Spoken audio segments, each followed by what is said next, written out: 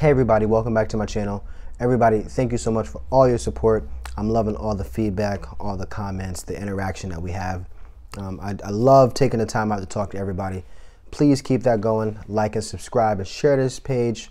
Also, check out my affiliate links at the bottom of the video. So if you're applying for Amex cards, make sure to apply under my link. Any shopping on Amazon, make sure to do that as well. Today's topic is going to be about credit limit increases, how to get a credit limit increase. I'm going to make it very fast, very easy, and the pros, the cons, why somebody may want one and why you should not want one. Let's get right into the video.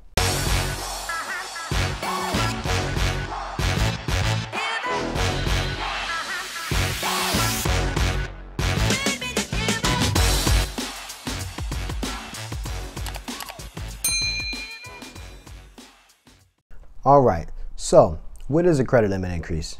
A credit limit increase is when a customer or a consumer, let's put this in you as a customer, you want to get an increase on the amount of money that you can use that a credit card company will give to you. So we are talking solely about credit card limit increases. So let's say, for example, you have a Chase Freedom card, which is one of my favorite cards, 5% cash back rotating categories. We're going to be talking about Q1 very soon, but let's get back to the topic. So you have the Chase Freedom card and you have an $1,000 credit limit, and you want to now get to a $5,000 credit limit or $10,000 credit limit, etc. So that's what an increase is. All right. So there's a couple of different ways that you can get one, but that is what a credit limit increase is.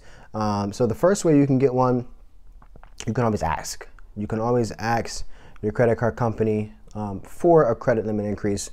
Now, you do want to be careful and you do want to make sure you are speaking to somebody before you do so.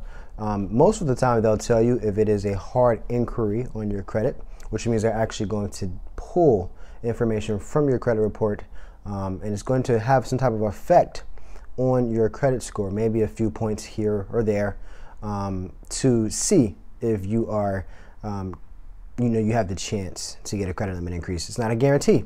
So you want to be really careful with that. If it's something that you need or if it's just something that you think you want. I like to kind of go with the companies that do the soft pulls. So there, again, you want to speak to your company. I believe, and I can be wrong, but I believe Chase does a hard inquiry. But a place like American Express, I know for a fact, because I actually just did it.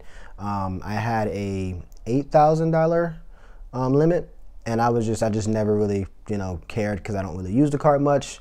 And I put on the website that I wanted 20,000, and they gave me 15,700. Okay, so that's my credit limit increase. It was no hard inquiry; it was a soft inquiry, and it took effect within about 5 minutes. Okay, and I'm not going to go and use 15,700, but here's the reason why I did it, and I'll tell you about that later.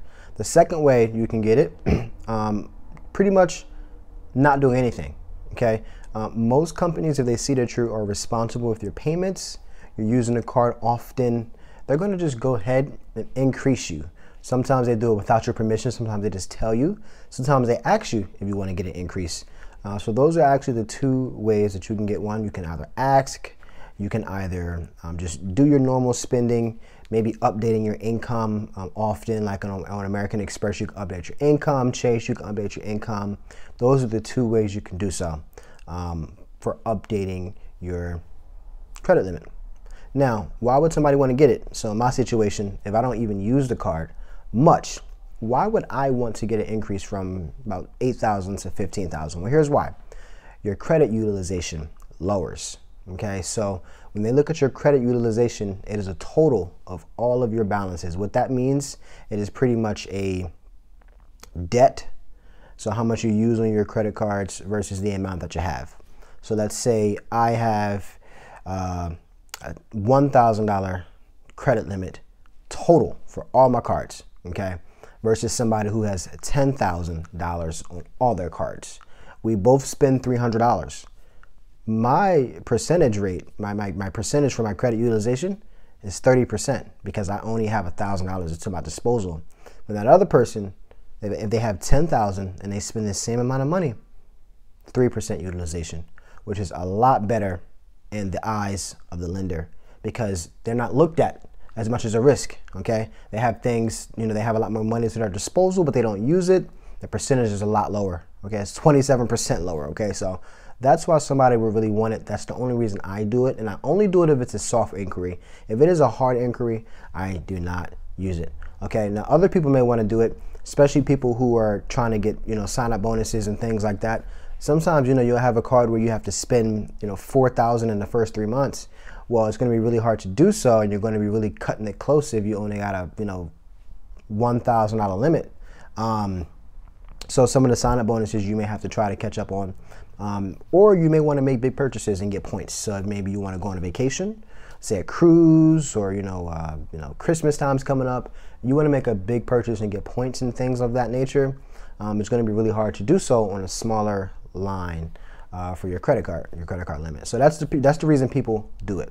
Now, the reason people should not do it, you don't want to go out there and just splurge on things just because. You don't want to just go out there and just buy things you don't need. That is one thing you want to stay away from. We're trying to teach you guys to get out of debt and not go more into it. You also may want to have it, and this is a good observation. People don't maybe think about this. Life happens. People get sick. People lose jobs. People and credit card companies do not want to lend to you when you need it. Okay, so if you're out of a job now, you have no income, at that point it's kind of too late. So you want to kind of have these things already in play. Okay, so if you got $20,000 or $40,000 or $50,000 that you buy, in no way, shape, or form, make sure that is like your last resort, because you don't ever want to be in credit card debt. But if you really need to put some things on your card for emergencies, you have that to your disposal. So you want to kind of make sure you are set, and you're making sure you have like some type of safety net. Okay, so that's another reason why somebody would want to do so in a positive perspective. Again, credit limit increases are awesome. Again, utilization, emergencies at the last resort. And also if you want to make big purchases and get points and meet sign-up bonus requirements, etc. Let me know what you think. Let me know what you guys are kind of working with right now. Did you just get an increase? Do you want to increase? What companies do you have? All that good stuff.